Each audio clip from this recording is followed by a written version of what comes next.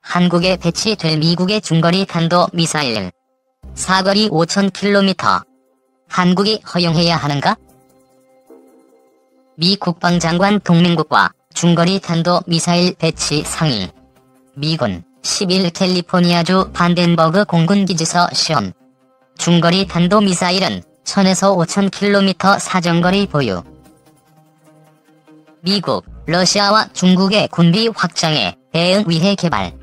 미 성역 개발 완료되면 우리 정부는 진영 선택해야.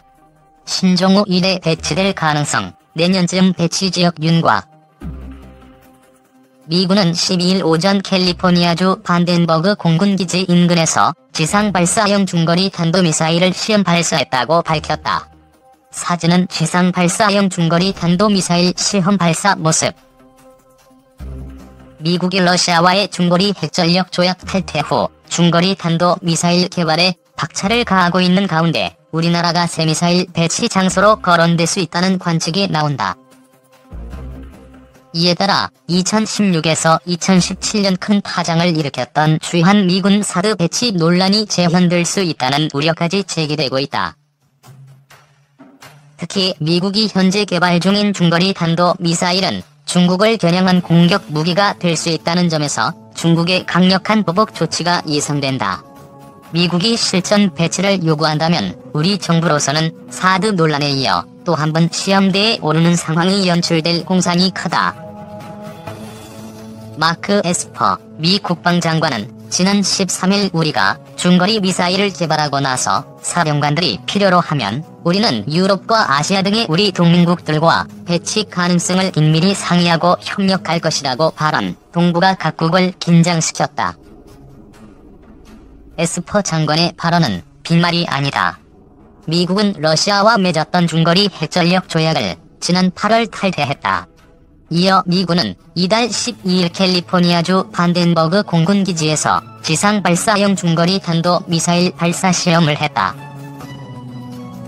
미군은 이번 중거리 탄도미사일의 사거리를 공개하지 않았지만 3000에서 4000km 수준이라는 관측이 제기됐다. 미국령 괌에서 베이징까지 거리가 4030km라 괌에만 배치해도 중국은 위협을 느낄 수 있다.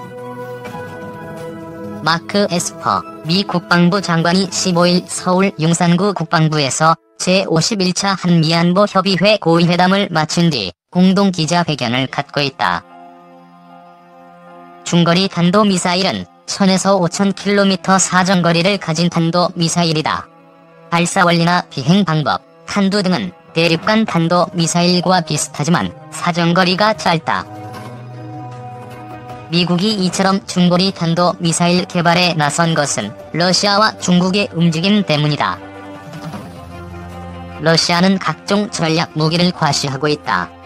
러시아군은 지난 10월 우레-2019 훈련을 실시하면서 북해와 태평양 함대 잠수함에서 잠수함 발사 탄도미사일을 시험 발사했다. 북부기지에선 대륙간 탄도미사일 발사가 이루어졌다. 바렌츠해와 오호츠크해에서는 정밀 순항 미사일 칼리브르가, 남부와 동부 훈련장에선 핵탄두 장착이 가능한 단거리 전술 탄도미사일 이스칸데르가 각각 발사됐다. 무역 문제로 미국과 갈등을 빚고 있는 중국의 전력 역시 미국의 위협이 되고 있다. 항공모함 잡는 미사일로 불리는 둥-100 지상 발사 순항 미사일과 DF-17 등 극초음속 미사일이 미 항공모함을 위협하고 있다. 중국이 보유한 사거리 2150에서 3000km의 둥-21이나 사거리를 4000km까지 늘린 둥-26 중거리 탄도 미사일 역시 오키나와는 물론 괌 미군 기지까지 노릴 수 있다.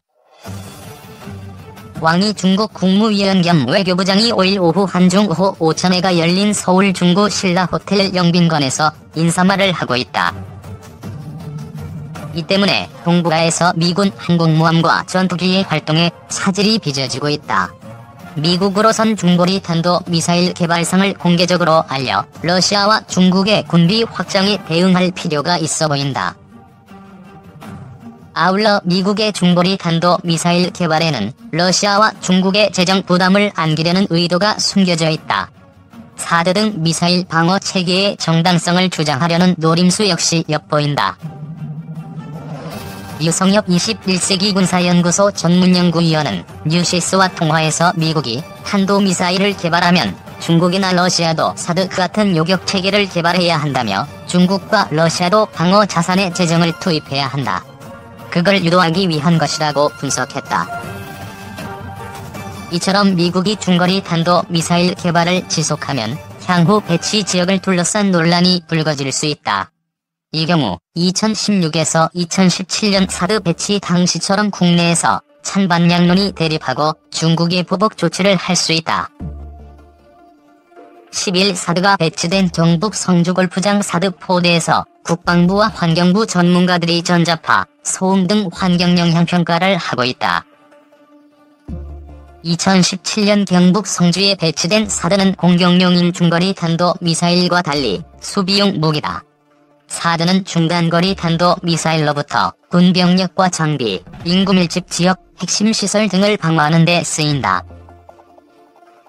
사드는 적국에서 발사된 미사일이 대기권 바깥으로 올라갔을 때 요격한다. 이 사드를 이유로 중국 정부는 우리나라의 경제와 인적 교류를 포함한 전방위적 보복 조치를 취했다. 사드의 여파가 아직도 가시지 않았는데 미국이 우리나라에 중거리 탄도미사일을 배치하겠다고 나서면 우리 정부로서는 부담스러울 수밖에 없다. 류성엽 위원은 지금은 미국이 미사일 개발 중인데 개발이 완료되면 미사일 배치 문제도 이슈가 될 것이라며 중국이 사드 때보다 더 큰 압력을 가할 수 있다. 그때는 우리 정부가 진영을 선택해야 할 상황이 될 것이라고 내다봤다. 실제로 중국이 움직이고 있다. 지난 4일 방한했던 국무위원 겸 외교부장이 강경화 외교장관과 회담에서 미국 중거리 탄도미사일 배치 문제를 거론한 것으로 알려졌다. 왕 부장이 미국의 중거리 탄도미사일을 한국에 배치하지 않도록 못 박았다는 것이다. 이 문제는 내년 한중 관계의 뇌관이 될 수 있다. 김환권 국립외교원 교수는 뉴시스와 통화에서 이 문제는 한중 사이에 2020년 들어 가장 많이 다루어질 수 있는 사안이다.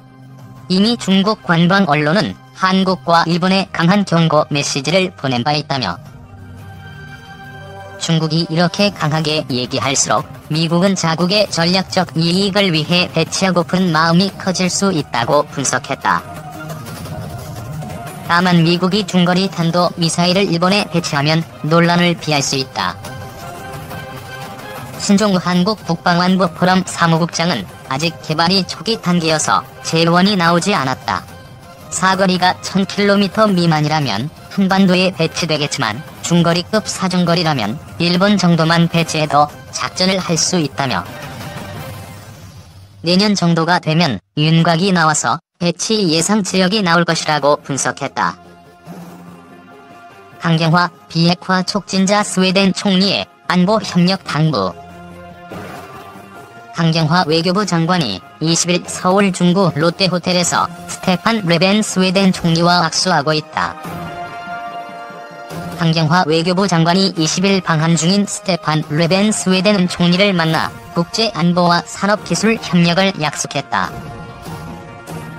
강 장관은 이날 오후 서울 소공동 롯데호텔에서 레벤 총리를 예방한 뒤 문재인 대통령과의 논의에서 나온 가치와 국정 철학 등을 고려할 때 한국과 스웨덴은 비슷한 생각을 가지고 있는 나라라고 말했다. 강 장관은 그러면서 양국은 국제안보 측면에서도 긴밀히 협력해야 한다며 북핵 문제 해결과 한반도 평화를 향한 스웨덴의 지속적인 지지를 당부했다. 스웨덴은 지난 1월과 10월 각각 남북미 석자 회동과 북미 실무 협상이 스톡홀름에서 열릴 수 있도록 지원하는 등 북미 대화 촉진자를 자청해왔다. 레벤 총리도 이번 방한은 굉장히 성공적이었고 만족스럽다면서 특히 전날 한국과 스웨덴 기업인들이 참여하는 오지 기술 관련 회의에 참석했는데 아주 훌륭했다고 밝혔다. 레벤 총리는 오지는 산업뿐 아니라 정치적으로도 중요한 주제라며 한국과 스웨덴이 오지 분야에서 더욱 협력할 수 있을 것이다. 양국은 모두 기술 친화적이고 인권과 민주주의, 자유무역을 수호한다고 강조했다. 르펜 총리는 양국 수교 60주년을 맞아 지난 18일 방한했으며 전날 문 대통령과 정상회담을 가졌다. 스웨덴은 2017년 켄트 헤시테트 의원을 한반도 특사로 임명했을 뿐 아니라 올해 1월 남북미 협상대표회의 및 지난 10월 초 북미 실무협상이 스톡홀름에서 개최될 수 있도록 돕는 등 한반도 평화 구축에 각별한 관심을 기울여왔다. 시청해주셔서 감사합니다. 포스팅이 도움되셨다면 구독하기를 꾹 눌러주세요.